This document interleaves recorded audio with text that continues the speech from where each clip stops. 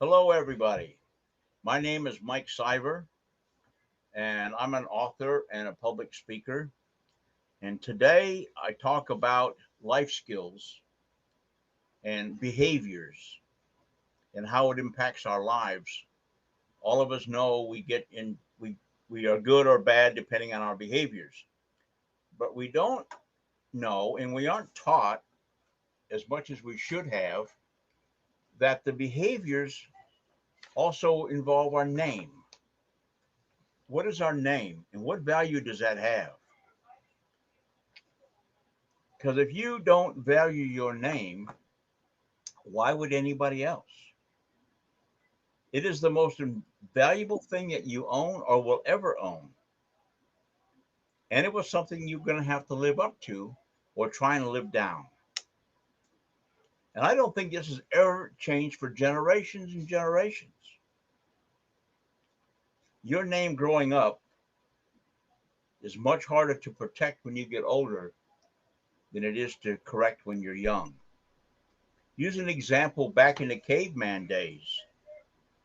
There was always cavemen or women who were better at doing certain things than others. And we'll just use an example about starting a fire. There was probably cavemen back in the days that could start a fire anytime, any place, anywhere. Well, the other ones had trouble. Well, I don't know the caveman word for fire starter, but I'm sure that if they needed to have someone to start a fire, they would call him this person because this person's name meant fire starter. Now, sounds a little silly, but that's important because that person's name had value, significant value. It's one of the most controlling factors in our lives. And as children, we're always taught, or we're told sometimes, many times, is that if you do that or you keep doing that, you're going to get a bad reputation. Well, that's one thing. We understand bad reputation and maybe we don't want to have one. But do we understand that that reputation is actually the value of our name? Is that good or bad? And we don't understand how important that is in our lives. So, the information I'm going to present here today is to think about how easily it is to have something attached to your name without you even knowing it. Take an example of a family living in town and a new family moves in across the street. Well, the young boy or young child goes and tells his dad or the dad that there's a new family moving into town, Dad. Dad says, yeah, I know. I've also heard that one of the young children in that family got into a lot of trouble when they were in school, in the other school they belonged to or they went to. So be careful with that and be careful hanging around with them because you might get that same bad reputation. Well, little do you know that at that point, you have attached, or the name troublemaker has been attached to that young boy's name, and you've never met him. You know nothing about him. You don't even know what he's like, but yet he is a troublemaker. And that's going to be attached to that kid's name for a long, long time. And he may never be able to get out of that name while he's in that school. Your name is so important that if you do not respect your name, why would anybody else? Rest assured that you need to look after your name. And I'm going to give you an example. It goes back a long time in biblical times. There's two famous men in the Bible. There's a lot of famous men in the Bible, but there's two predominantly famous men in the Bible. One is Jesus and one is Judas. Now, Jesus is the example that we all want to be. We have integrity, we have honesty, We stick to our rules and our personal agendas. We don't give in to evil. We rise above that. We say no when we should say no. And that's Jesus. Jesus is known as a great, honest person. Now take Judas. Judas was a disciple of Jesus, and he followed Jesus for a long time. Like the other 11 disciples, he was looked on as a follower of God. Now, the sad part about this story is that when Judas had an opportunity to say no in betraying Jesus, he didn't. He said yes. And he did it all for a little bit of gold or silver, whatever they had back in those days, some coins. So when the time came, Judas betrayed Jesus. Jesus then, as you know the history, was arrested, tried, and convicted, and died on the cross. Whereas Judas kept walking around. Now, Judas at a certain point realized what he'd done, took his coins back to the people that gave him the coins, threw them back on the floor, went out and hung himself because he did such a horrible thing that he knew his name was destroyed and he'd never be able to live it down. Now, we don't want to go that far, but that's what can happen when you have integrity and honesty and somebody betrays that, or you betray it yourself. You succumb to temptation. That is you. If you're a person who succumbs to temptation, that's going to be attached to your name. That you have wishy-washy rules and regulations, and you go with the flow, and whatever's easiest and best, that's what you do. Well, that's going to be attached to your name. And if you have integrity and say no when you should say no and say yes when you should say yes, you're going to be known as that person that can be trusted and be liked because you do have integrity. Now, we can talk about a young family. Another example is that there's a young family I used to work with, and they're here in town, and their young son was named Samuel. And one day, because they invited me over, it's a small town I'm from, so they invited me over to sit down with them, and we were all having lunch, and sitting at the table, Samuel's mom came out and laid all the food on the table, and then started dishing out his food. Well, we got our own food. I mean, I can dish out my own food. So Samuel's food was just out for him. And when the mother got to the vegetables, put some asparagus on his plate, first thing Samuel did was look at it and say, "I don't like those."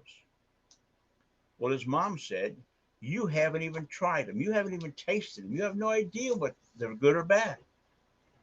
So at least try them. You might like them." Well, Samuel tried them. And if you're like him or like me in my younger days, I already said I didn't like them. So no matter if I thought they were the best thing in the world, I didn't like them. That's all there was to it. So Samuel said, "I don't like them." Well, here's where it starts. Mom said, "All right, Samuel, at least you tried them. You said you've tried them and you don't like them. That's okay. You don't have to eat them. Finish your plate with everything else, but leave that and you'll be fine." Well, Samuel is starting to learn that it's okay to try. It's a good way, an excuse to not do it. Now, later on that day, Samuel and his dad and I were out in the yard, cleaning up the yard. Dad was mowing, I was picking up junk, and Samuel was there. When his dad got through mowing, he handed Samuel a broom and just said, "Look, sweep off the footpath here, sweep off the driveway, and everything will be fine. Just sweep it off, clean it off. We'll all go out and have something to eat." Well, Samuel started, and then he came back very shortly and said, "Dad, I've tried sweeping the driveway. This broom is too big and it's just too big a job. I can't do it. But at least I tried. Dad said, well, at least you tried. That's okay. I'll finish it up for you. You don't have to do any more. Now, my question is, could this be the way of parents are offering encouragement? Try this again. Try this. See if you like it. Try that. You might like it. Try that. You can do it. Just try it. Or is this the beginning of a person being learning? All he has to do is try. And if he doesn't want to do it, he doesn't have to. And that will be accepted and be good enough. Let's keep in mind, research has shown that children learn how to act and behave like adults by the time they're 10 to 12 years old. Now, that doesn't mean they don't get smarter when they get older and go to school and learn more adult things, but they learn from the parents that they have, the only two people in the world that are with them from birth. And they're the role models that these kids watch. And they watch and see a lot, as you that have children know, and I know, they see and hear almost everything. So they learn to be respectful or not, to lie or not, to talk behind someone's back after you've said good things about them to their face or not. Children learn that. That's how adults act. And we don't realize that as parents at the time. And if we did, I hope that we would change the way we teach our kids.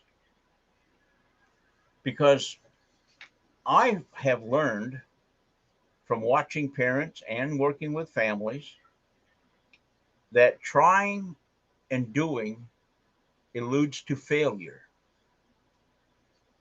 And kids don't realize that, and parents don't realize that. When you can learn to accept that if I try this and it doesn't work, everybody has to accept it, you might find yourself looking for a lot of different jobs because companies don't hire people or keep people employed that only try to do things. They hire people and keep people employed who do things, not try. And sometimes it's really hard for us to figure that out and get upset. We get upset sometimes when we try real hard. We think we're trying really hard because our standard of trying goes down as we get older. And then we get fired, or we get reprimanded, or we get in trouble. And then we get upset about it. Well, you're supposed to accept it because I tried. You're supposed to say that's okay. At least you tried. Now, when you were given a job to do and your boss said, try it, see if you can do it, then that's a test. That's a test to see where you're at in your mind and how you can do things and figure things out. Excuse me. And if you can't do it, you weren't told you had to do it. You were told to try and do it. And that's fine. And there will be nothing wrong with not being able to finish it because it's a test. But given a job to do and said, here's your job, go ahead and do it. He didn't say try it. He said do it. Or they said do it, whoever it might be. That's when you get fired. And sometimes it's really hard for adults starting out in the world as adults to accept that fact when all they had to do is try. The value of a person's name starts as an infant. And one good way to figure that out is if parents pay attention, we all have to have babysitters for our children now and then when we want to go out as parents. Otherwise, we never get a break. We're always working or setting for kids, working, staying with the kids, working, staying with the kids.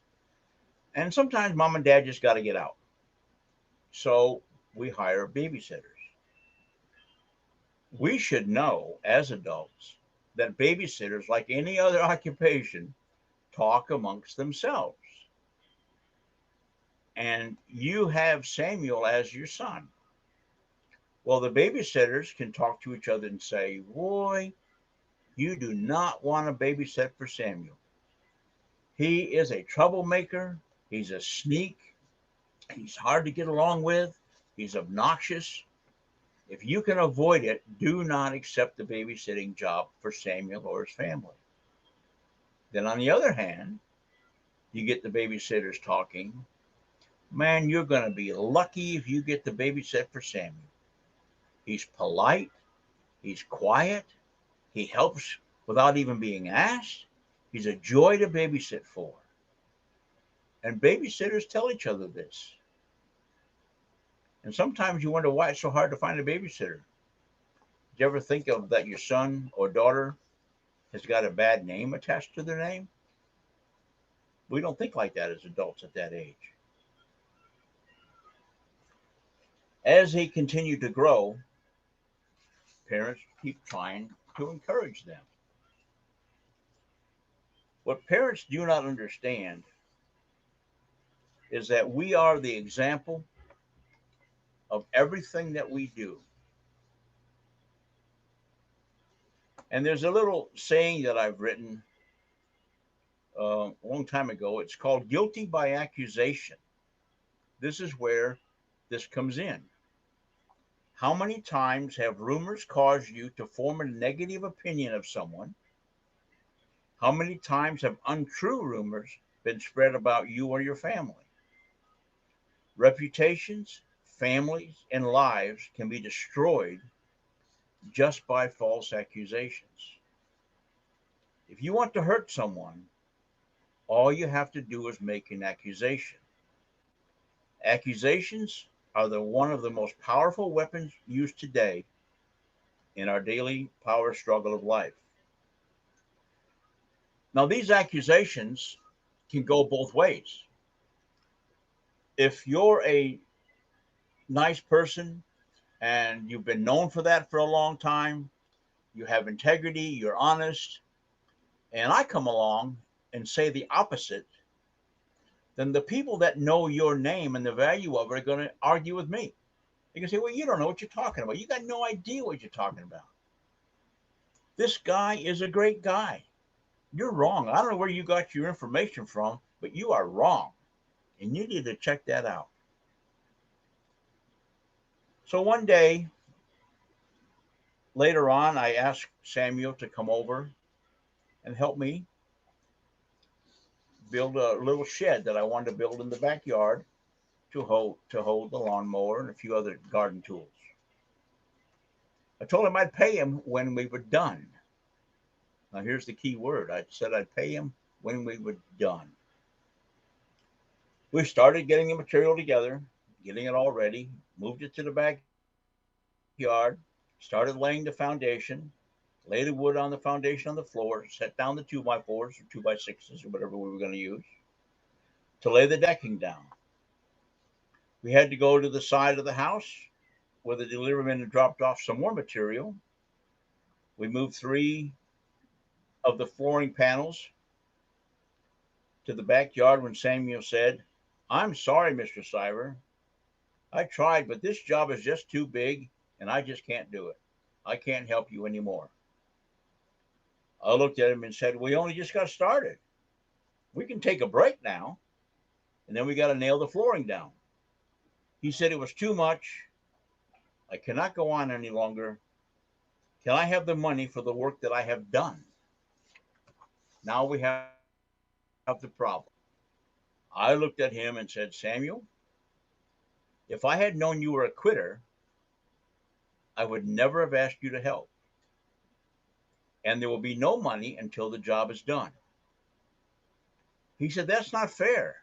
I did some work and should get paid for what I did." I said, "No, Samuel, that's not how it works. I brought you over here to help me do a job, and you quit. There is no pay for a quitter." He replied, "My mom said if I tried my best, that would be okay. And I tried my best. So how about it?" I explained that trying your best and quitting is just that. You quit the job. Samuel, when you get older and you find if you keep quitting every time you try something that gets hard for you, you will be known as a quitter. Is that what you want? No, he said. But my mom said it was okay to stop if I get tired. She never told me I was also quitting. I do not want to be known as a quitter. What do I do, Mr. Siver? We talked for a little while, and he asked, why didn't my mom explain to me? She always said, try it, you might like it. And if I did not, she always said, it was okay, at least you tried. Was that wrong? I said, I'm sorry, but yes. Your mother had the best intentions and always hoped that you would change that behavior because you were starting to be known as a quitter. And a quitter is not something you want to be attached to your name. Samuel said, Mom had always hoped that I would change. I explained that by hoping that you would change, your mom was also becoming an enabler. She was enabling you to continue your behavior. The point I'm making is by hoping someone will change their behavior, is enabling that person to continue. Like Samuel, he was told to try different things and be okay to quit because there was not any consequences for quitting. Now there is consequences. He did not receive any consequences, and now he's not getting paid. That his behaviors came into question. The idea here is trying and quitting can become a very powerful name attached to your name. By hoping people will change, we are also teaching them how to treat us. I'm going to go on with this about just for a few more minutes here, and then we're going to go on to next week about hoping people change. This is the same parents with Samuel. Can be applied to you, your family, or anyone else. What parents are teaching Samuel is that he can ignore his parents. He can ignore his parents' expectations and continue trying and quitting and expect people to accept it. A major thing that happens most of us when our expectations are not met, like Samuel's, we did not expect to get fired for not completing the project. What we did was get frustrated and confused because you're taught that trying and quitting was okay. So now you get very frustrated to the point of anger because with your expectations, you would not get fired. So, everyone, at that point, we're going to stop for today and we're going to carry on next week with more about how names get attached to you and can change and alter the value of your names, which can also impact whether you get hired or fired, whether people like you if you're looking for a partner, because they're going to research you and people are going to tell their friends, you're going out with Samuel, man, you need to stay away from him. He's trouble. Or the same thing with Julie. If there's a lady named Julie out there, you need to stay away from her. She's a problem. That's attached to Julie's name and you don't even know her. And if you are like most people, when someone tells you, stay away from Samuel because he's a bad guy and a bad reputation, most of us won't even get a chance to try and get to know him. We just ignore him. We say, okay, we're done. He's a bad person. Got a bad reputation. That didn't happen overnight. So I'm not going to get involved with him. And he may be one of the best guys in the world, but he's got a really bad reputation. So with that, this is part one of the value of your name. and what it means to you and how important it is to have the value of your name have some significant meaning. With that, I want to say good night, and I'll talk to you all next week. Take care and God bless.